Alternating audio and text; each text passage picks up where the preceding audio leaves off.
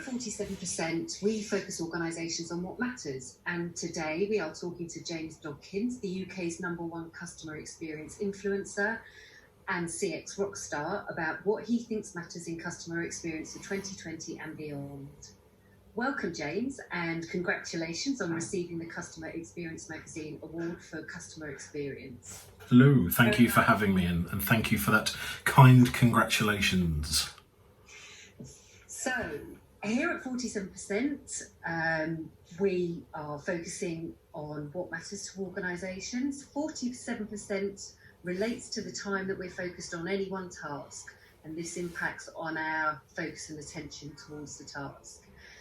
So I guess our first thought when we're thinking about customer experience is, how might this lack of presence impact on the quality of interaction with the customer?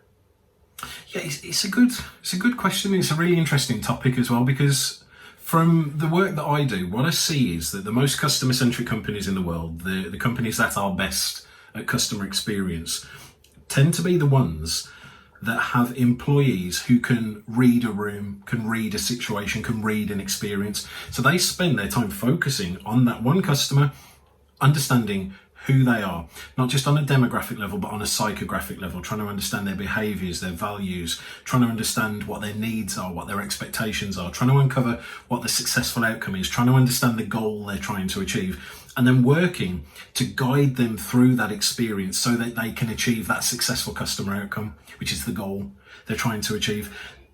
In order to do that, you need to have focus. You need to have an environment around you that allows you to put, as near as damn it, 100% focus on that customer and their needs. So I really feel it's a hot topic, and it's a great thing to talk about right away. Excellent, thank you. And so do you think that trying to capture quality of interaction is a useful measure for productivity in customer experience? Does it actually help the customer experience if we're measuring productivity and quality of interaction? I don't have any facts to back this up, but from what I know about customer experience and from what I know about behaviour, I would probably say that it would achieve the opposite effect. I'd probably say that having some sort of target or some sort of measurement there to measure the quality of the interaction in the background is probably only going to divert focus away. So we've only got 100% available to us to give on any one thing. If this in the background is taking 25% of that focus because you're thinking, oh, what score am I going to get? Am I going to hit my target? Am I going to get my bonus? It's just taking attention away. We see this all the time with companies that use NPS. There are employees that care more about the NPS score than the actual experience they're delivering. And it's just a negative thing. So in answer to your question, I don't really know. All I can do is give a best guess, but that is my best guess. Yeah, that makes absolute sense. And so for you, James, what matters most in the context of customer experience for 2020, and how could and should this influence a company strategy? So for me, what matters most in customer experience in 2020 is exactly the same as it was in 2019, 2018, ever since I've been doing it. It's about a focus on the delivery of successful customer outcomes, understanding who your customer is at a really deep level, understanding their needs and expectations, and understanding what is their successful outcome, what is the goal they're trying to achieve along this journey, and then delivering that. So many companies are forgetting this. They're trying to deliver really cool technology or really fancy experiences, but if it doesn't deliver that successful outcome, they're pointless. There's no point doing them. So for me, what matters most is delivering successful customer outcomes. And how that influences a strategy is you need to train people to help them uncover and articulate successful customer outcomes. So there you go. Brilliant. And so, yes, we've heard you talk quite a lot recently about defining customer experience and having a kind of a shared purpose around being of service to the customer. What have you learned about this? How have you learned about it? And how has it influenced your thinking on how organisations approach customer experience at the moment? I mean, when it comes to definitions, it's a hot topic for me right now, because I feel that across the industry, nobody agrees on what customer experience is. And when you ask people, what is customer experience? They'll give you lots of different answers. They'll try and explain actually what a customer experience is, or what they think a good customer experience is. But at the end of the day, customer experience is a business term used to describe the action of understanding and improving the relationship a company has with a customer. That's what customer experience is, capitalized. So there's kind of two answers when it comes to the definition. There's customer experience capitalized as a discipline, as a concept, which is the business term for the action of understanding and improving the relationship you have with your customers. But then it comes to little c, little e, customer experience. What is a customer experience? And the problem is most companies think that it's the journey the customer has with them, but it's not. The interactions a customer has with your company is not a customer experience. That's just part of a customer experience. It's a small part of a bigger picture. I honestly believe that the correct definition that we should be looking at around that is the sum of the thoughts, feelings, and interactions a customer has with products and services along the journey towards achieving a goal or an outcome. So first step is understanding what that outcome is, and then realizing what's the part you play in that. Now, for me, they're kind of non-negotiable. Those definitions are what they are. When it comes to having a company vision of what customer experience should be, that's variable. That depends. That depends on you. It depends on your company. It depends on your customers. And I really do believe that having that one company view of what good customer experience is, what's expected, is vital, because you can't have everyone in your organization thinking that good customer experience is this, good customer experience is that. You have to understand what is good customer experience to your customers. You don't really get to decide that. Your customers decide that. You need to uncover what it is and then disseminate that throughout the organization and make sure that every single person knows that for this company, for our customers, this is good customer experience. It sounds very human, what you're describing. It sounds a lot like the larger term of a broader relationship and a wider experience. It is about the individual interactions, but it's also about the wider experience, the whole journey of interacting with that company and all its different facets. How does the ever-changing digital landscape and the introduction of digital kind of impact on relationship with the customer? And how do we avoid the risk of dehumanizing the customer experience as a result of the introduction of digital?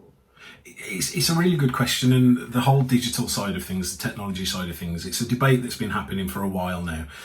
We're probably getting to a point in history where it's really starting to mean something now.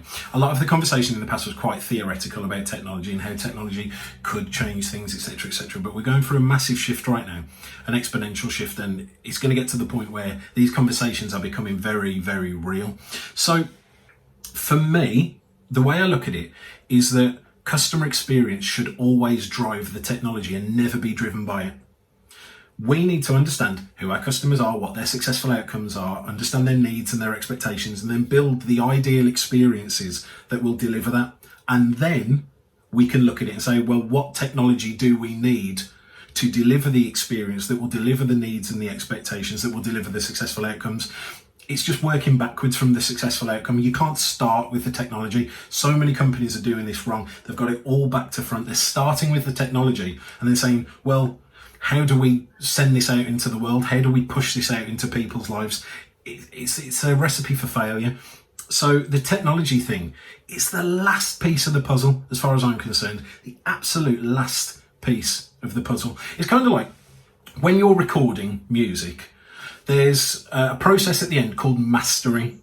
And what mastering does is it puts everything together, makes sure everything sits well and it sounds good to the ears, that the guitars aren't too loud or the bass isn't too quiet. It's making sure everything sits well together. That step has to come last. You can't do it first because you don't have the inputs. As far as I'm concerned, you can't approach technology until you've got the inputs. And the inputs has to be who your customer is, what their successful outcomes are, and what ideal experience is going to deliver that.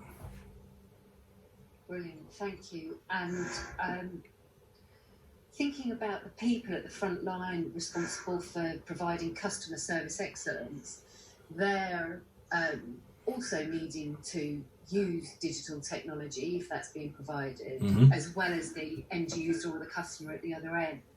And I'm kind of interested to know, from your experience in working with customer experience, what do you think matters most to the people at the front line who are responsible for providing customer service excellence? It's a good question, and I honestly believe that what matters most for the people that are delivering customer service on a day-to-day basis is freedom. It's freedom to act on the experience they can see is happening. It's empowerment. It's knowing that the company trusts them to use their own minds and their own experiences to make the experiences for the customer happen the way in which they should do. Because of course, we approach customer experience with a very industrial age mindset. So in the industrial age, we were making a table or a chair, you had a process, you had a production line. These are the things that had to happen in order. And we've kind of translated that into the customer age, which doesn't really make sense. So what we do is we take these people that are usually very creative, very smart, very funny, very human people, and we make them a cog in a machine.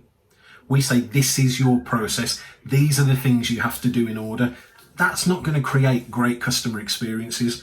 What we need to do is understand these people for who they are, for their individual talents, and give them the freedom and the empowerment and the trust to actually deliver on those customer experiences, to understand an experience, to read the experience, and then shape it accordingly.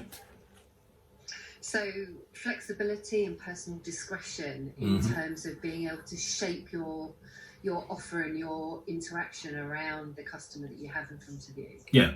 Rather than being processized and scripted through a series of set stages. Yeah.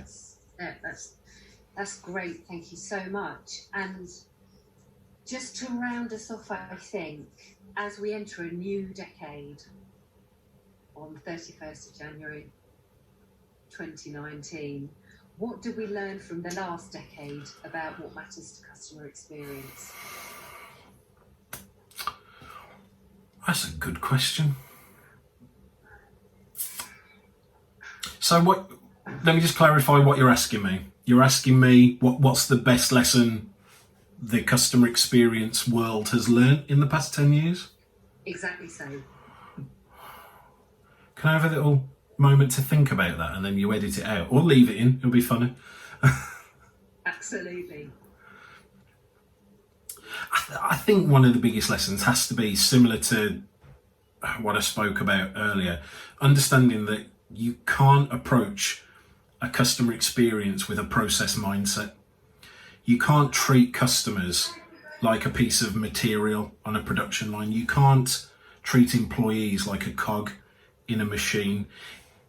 If you can't meet the future by doing what you did in the past. Now, the thinking we used to create the world around us, the industrial age, was very, very good for what it was created to do. It was amazing that, you know what I mean? The world we live in today would not have been possible without that thinking. But that thinking isn't going to get us into the future. What has got us here isn't going to get us there. So I think in the past 10 years, we've seen this evolution of understanding that you can't just take that thinking and try and translate it to a different world. The world has changed. The world is changing. The world's probably not going to stop changing. It's probably even going to start changing quicker. That thinking isn't going to help us deal with that. So we need new thinking. We need new ways of approaching things. And I think that the biggest departure we need to do is moving away from that industrial age thinking, the process mindset, and towards a more customer-centric, outcome-based mindset. Perfect. That's brilliant. Thank you so much, James. You're welcome. You've been awesome, CX Rockstar. Oh. We really, really appreciate it. And we have been 47%. Thank you very much.